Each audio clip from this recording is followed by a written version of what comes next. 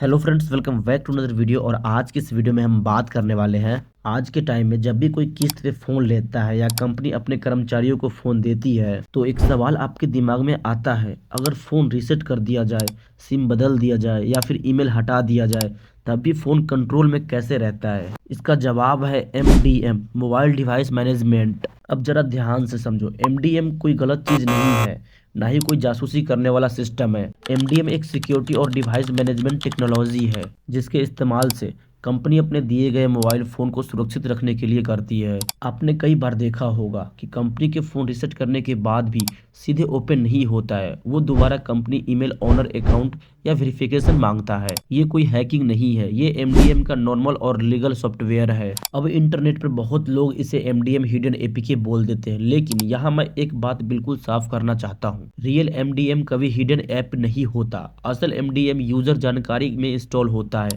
User की permission से activate होता है और पूरी तरह से लीगल तरीके से काम करता है। जो चीज चोरी छुपे इंस्टॉल हो या फिर बिना बताए डेटा निकाले, वो MDM नहीं होता। अब हम समझेंगे कि ये सिस्टम एक्चुअल में काम कैसे करता है। जब फोन किसी कंपनी, स्कूल या फाइनेंस सिस्टम के अंडर जाता है तो उस फोन में एक MDM प्रोफाइल या MDM क्लाइंट इंस्टॉल किया जाता है। ये क्लाइंट उस फोन को एक सोर्स सर्वर से कनेक्ट कर देता है। अब सर्वर उस फोन को कुछ रूल्स देता है जिन्हें हम पॉलिसीज कहते हैं। अब हम समझेंगे कि पॉलिसीज क्या होता है, जैसे फ़ोन लॉक करना, रीसेट प्रोटेक्शन लगाना। रीसेट प्रोटेक्शन लगाने से कोई भी आगे वाला यूज़र हमारे फ़ोन, दिए गए फ़ोन को ना रीसेट नहीं कर सकता है बिना ऑनर के परमिशन का।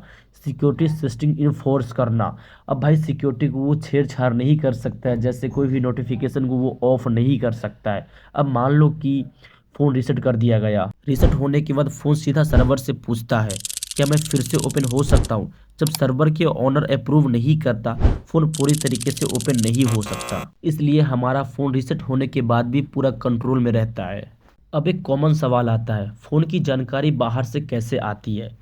यहाँ कोई हैकिंग नहीं होती। फ़ोन खुद सर्वर को सिर्फ अलाउ इन्फॉर्मेशन भेजता है, जैसे device security status, battery system health. लेकिन ये सिर्फ परमिशन के साथ। ऑनर या एडमिन अपने डैशबोर्ड से सिर्फ वही जानकारी देख सकता है जिसका परमिशन पहले से दी गई होती है। अब यहाँ आता है एथिकल हैकिंग वाला एंगल।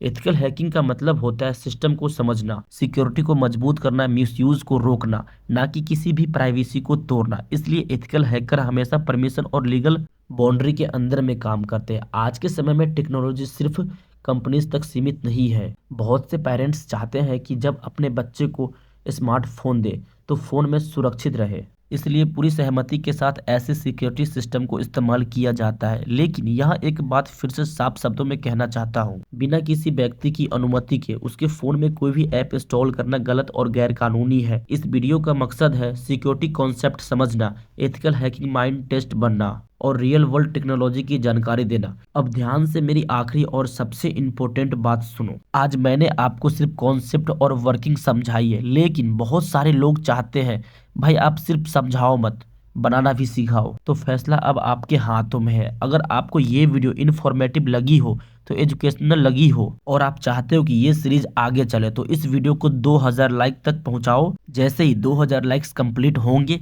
मैं नेक्स्ट वीडियो जीरो से लेकर कंप्लीट सेटअप तक सेम टू सेम एक ऐसे ही एथिकल सिक्योरिटी ऐप पूरी तरह से बनाना सिखाऊंगा, ताकि आप अपने बच्चों के फ़ोन पर, फैमिली के फ़ोन पर या अपने टेस्टिंग डिवाइस पर सिक्योरिटी टेस्टिंग और कंट्रोल पूरी तरह से लीगल और एथिकल तरीके से समझ और यूज कर सकते हो। कोई इलीगल तरीका नहीं, कोई प्राइवेसी वैल्यूएशन नहीं। अगर आप चाहोगे तो मैं सिर्फ वीडियो न कहकर प्रॉपर सीरियस बने, तो अभी कमेंट में लिखो 2000 लाइक कंप्लीट, नेक्स्ट वीडियो चाहिए। आप सपोर्ट दिखाओ, मैं नॉलेज दूंगा। Deal done. और चैनल पे पहली बार आया तो सब्सक्राइब जरूर कर लेना और बेल आइकन घंटी को ऑल पे रख लेना, क्योंकि मैं जब भी वीडियो अपलोड करूँ तो वीडियो सबसे पहले आपके पास जाए।